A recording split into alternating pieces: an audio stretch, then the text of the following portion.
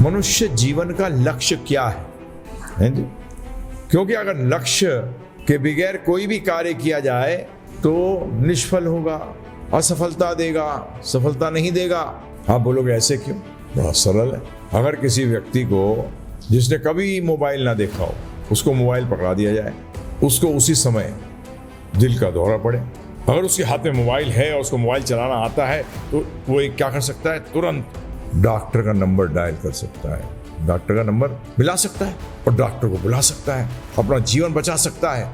परंतु यदि वो मोबाइल चलाना नहीं जानता, अकेला है, तो प्रभु जी क्योंकि उद्देश्य मालूम नहीं था, जीवन का लक्ष्य का मतलब उद्देश्य, उसको जीवन का उद्देश्य मालूम नहीं था, मोबाइल का उद्देश्य मालूम नहीं था, इसलिए सारा का सारा जीवन असफल हो गया।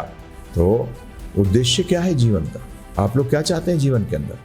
जरा विचार करिएगा। आप लोग कोई भी कार्य करते हैं वो किस लिए करते हैं? आपको दुख मिले या सुख? तो आप सब, मैं जानता हूं, एक स्वर में कह रहे हैं कि सुख।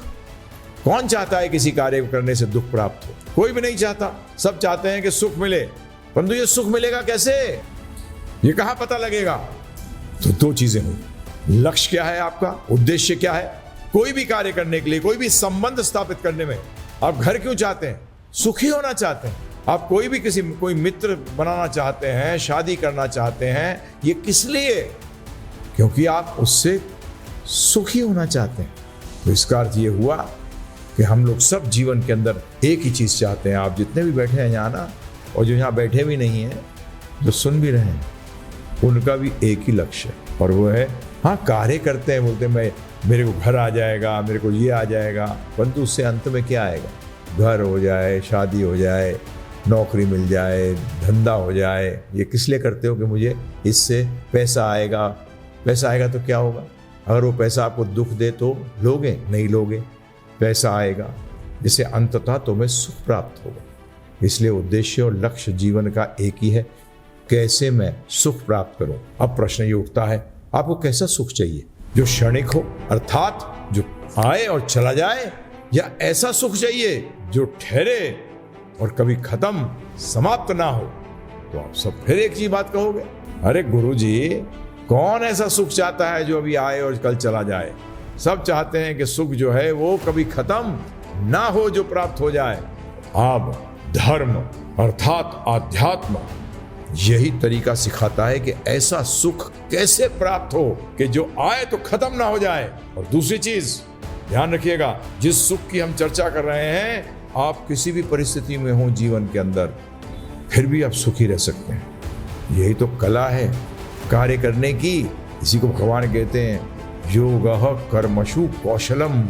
योग वो है जो हमें सिखाता है कर्म कैसे करे जाएं जिससे कि हमें उसमें सुख मिले, नतीजा अर्थात उसका परिणाम मिले या ना मिले, तब भी आप सुखी रहो।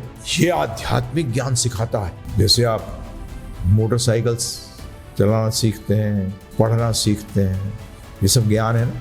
इसी तरीके से एक आध्यात्मिक ज्ञान भी जो आपको सिखाता है कि आप जीवन में हर क्षण सुखी कैसे रह सकते हैं, परिणाम कोई भी आए। हैं जी? नहीं चाहेंगे ऐसा? सब चाहेंगे कि असफलता में भी सफलता कैसे प्राप्त कर सकता हूं। सफल में तो सफल हो ही, परंतु असली कला क्या है कि असफलता में भी सफलता प्राप्त हो सके। ये आध्यात्मिक विज्ञान बताता है, ये धर्म बताता है।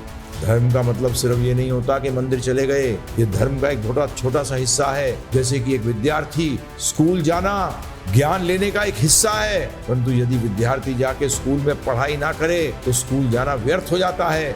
इसी तरीके से यदि आप मंदिर जाते हैं परंतु आप धर्म के विषय में नहीं जानते तो ये जाना असफल हो जाएगा। क्योंकि आप लोग सब जानते हैं कि भगवान श्री कृष्ण ने भगवत गीता में कहा है कि वो अवतार क्यों लेते हैं, सारे अवतार क्यों आते हैं? धर्म स्थापनार्थाय संभवामि युगे युगे। वो आते हैं धर्म की स्थापना के लिए। धर्म की स्थापना का मतलब धर्म का ज्ञान देने के लिए, आध्यात्मिक ज्ञान देने के लिए।